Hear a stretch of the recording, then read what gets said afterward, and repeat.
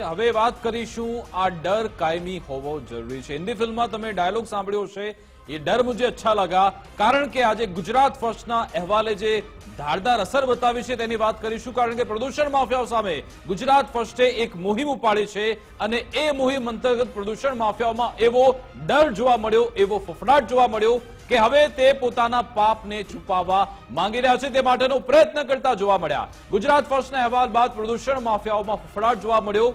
જ્યાં પણ પ્રદૂષણ ફેલાવી રહ્યા છે ત્યાં મશીનો મૂકી કેમિકલયુક્ત પાણી પ્લાન્ટમાં પરત લઈ જવાઈ રહ્યું છે। જી હા, ગુજરાત ફર્સ્ટે જેતપુરનો આખો અહેવાલ દર્શાવ્યો હતો જ્યાં પ્રદૂષણ માફિયાઓ કેમિકલયુક્ત પાણી છોડી રહ્યા હતા। જો કે હવે તેમને ખબર પડી જતા કે હવે અમારી પર તવાઈ આવવાની છે, હવે જીપીસીબી અમારી પર કાર્યવાહી કરશે, એટલા માટે જ તેમના મનમાં ડર વ્યાપ્યો અને મશીનો મૂકી કેમિકલયુક્ત પાણી પ્લાન્ટમાં પરત લઈ જઈ રહ્યા છે। પ્રદૂષણ માફિયાએ પાપ છુપાવવા માટે હવે પેરવી કરી છે। ગુજરાત ફર્સ્ટે જેતપુરના પ્રદૂષણને લઈ એક વિશેષ અહેવાલ રજૂ કર્યો હતો। સામાકાંઠા વિસ્તારમાં ખુલ્લામાં ગંદુ પાણી છોડવામાં આવતું હતું। એસોસિએશનના ફિલ્ટર પ્લાન્ટ નજીક આ પ્રદૂષિત પાણી છોડવામાં આવતું હતું। સતત અહેવાલ પ્રસારિત કરતા ખેડૂતોએ પણ હવે ગુજરાત ફર્સ્ટનો આભાર માન્યો છે। વિકાસ, મને તો એવું લાગે છે, મારી આશંકા છે, મને ખબર નથી કે સાચી હશે કે ખોટી, પણ જે રીતે આપણે સાંભળ્યું કે આ વિસ્તારની અંદર જેતપુરમાં સ્થાનિક નેતાઓ, સ્થાનિક આગેવાનો, સામાજિક આગેવાનો બધાએ કબૂલ્યું છે આ વિસ્તારમાં કે અહીંયા દાયકાઓથી આ સમસ્યા છે અને દાયકાઓથી આ સમસ્યા જો જીપીસીબી કામ કરતું હોય બરાબર તો આ સમસ્યા અહીં રહે જ નહીં। એનો અર્થ સ્પષ્ટ થાય છે કે આ રીતે જ્યારે અહેવાલ દર્શાવવામાં આવે, કોઈ પણ મીડિયા ગુજરાત ફર્સ્ટની જેમ જ્યારે અવાજ ઉઠાવે ત્યારે આ સાહેબો શું કરતા હશે? આ પોતાના મળતિયા માફિયાઓને ફોન કરી દેતા હશે કે ભાઈ હમણાં અઠવાડિયું 15 દિવસ બંધ રાખજો ભાઈ।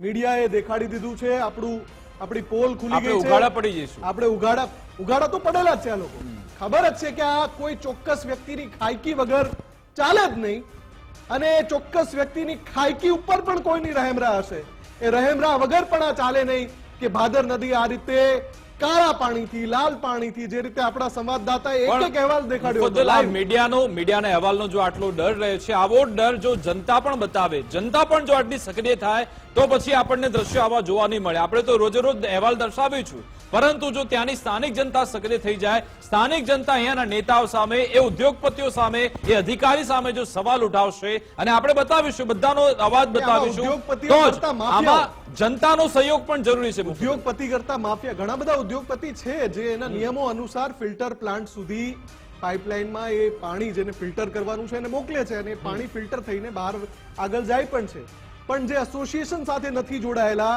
એવા જે માફિયાઓ છે કે જે નોટોના બંડલ વેચીને પોતાનો આ કાળો કારોબાર ચલાવે છે, એના ઉપર તવાઈ લાવવાની જરૂર છે અને તવાઈ તો જ આવશે જો છેક ઉપરથી આદેશ છૂટે। છેક ઉપરથી આદેશ છૂટ્યા વગર આ ગેંડા ચામડીના થઈ ગયા છે।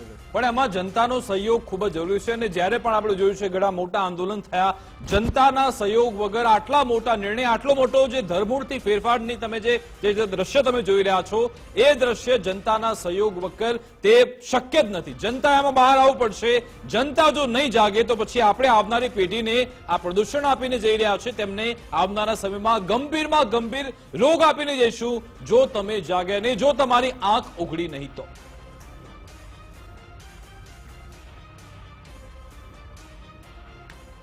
તો ગુજરાત ફર્સ્ટ તો આપનો અવાજ બનતું જ રહેશે અને એક બાદ એક આપણે અહેવાલ દર્શાવતા રહીશું અને પ્રદૂષણ માફિયાઓ સામે એક મુહિમ ગુજરાત ફર્સ્ટે પણ ઉપાડી છે।